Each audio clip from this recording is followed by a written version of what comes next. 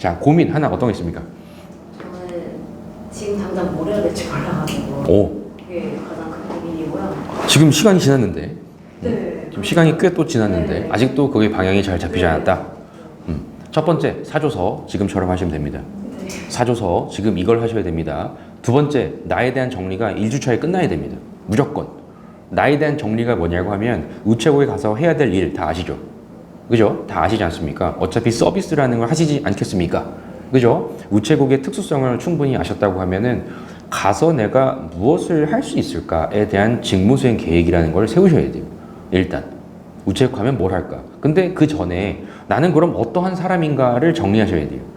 어떠한 사람이라는 거는 그 무조건 아무거나 생각하는 게 아니고 이런 업무를 해야 될 걸 알고 있기 때문에 내 과거 중에서 가장 적합하다라고 얘기할 수 있는 부분이 뭐가 있을까를 추리셔야 됩니다. 그래서 지금 이력서를 다 쓰게 한 거고요. 그리고 그 이력 중에서도 가장 핵심인 질문, 핵심인 그 나의 이야기에 뭐가 들어가야 될 거예요? 당연히 서비스. 고객 응대부터 출발을 하셔야 되고 고객을 관리를 하신 것도 당연히 들어가셔야 되고 또다시 업무를 추진한 거 뭔가 결과를 만든 거 조직 내에서 이야기해서 뭐를 내가 뽑을까 요게 일단 먼저 추리셔야 돼요. 그리고 지금 시간이 뭐 많이 갔다고 해서 불안하고 그렇게 하실 필요는 없고 가장 먼저 생각할 거 가장 나의 메인 소재는 뭘로 할까?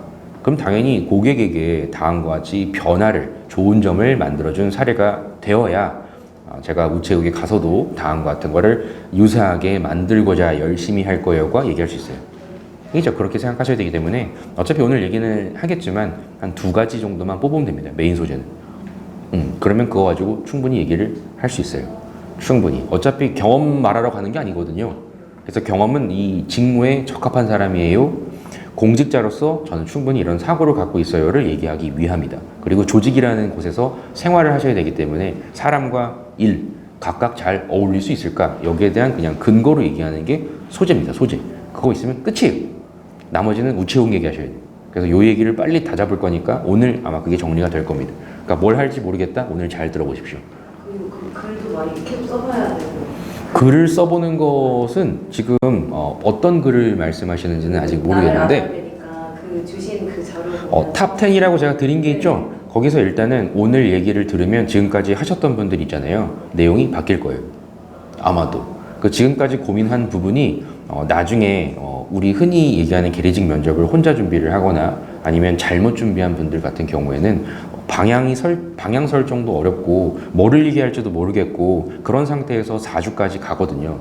그래서 지금 정리하셨던 부분이 만약에 면접을 보러 갔을 때 이런 얘기를 내가 했겠구나 라고 생각하시고 지금부터는 면접 준비를 이제 하시는 방향을 알려드릴 거니까 아 이렇게 되겠구나 그러면 어떻게 내 지금까지의 과거에 나와 오늘 준비를 해놨던 내가 뭐가 달라진지를 알게 되면은 이 전처럼 얘기한 사람은 이길 수 있겠구나 라는 생각이 들 거예요. 특히 필컷에 가까운 분들은 그 지금까지 정리한 나를 이기면 돼요.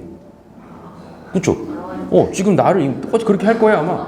잘 보십시오. 아마 보통 추상적인 얘기를 하거나 뭔가 점수를 받기 위한 것 그런 거 생각하기도 어렵고 질문에 그냥 끌려가기 바쁠 거란 말이에요. 근데 지금부터는 이제 명확하게 내가 설정을 하고 준비한 내용을 얘기하고 오셔야 돼요.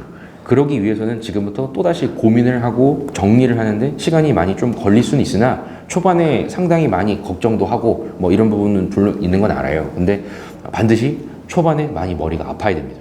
근데 옳은 방향으로 머리가 아파야지 뭘 할지 몰라서 머리가 아픈 건 안 된다.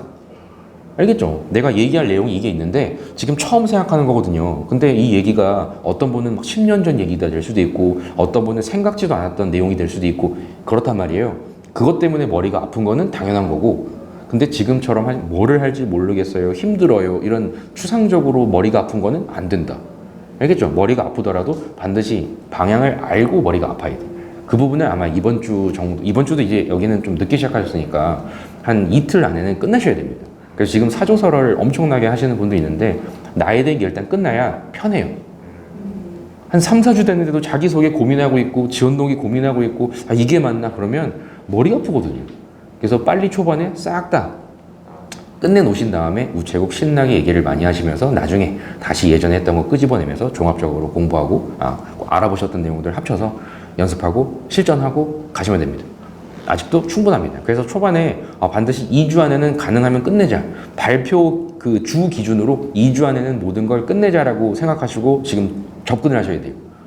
2주 안에는 내가 웬만큼 끝내겠다. 그러니까 7, 80 정도까지는 내가 만들겠다는 생각으로 가셔야 돼요. 무조건.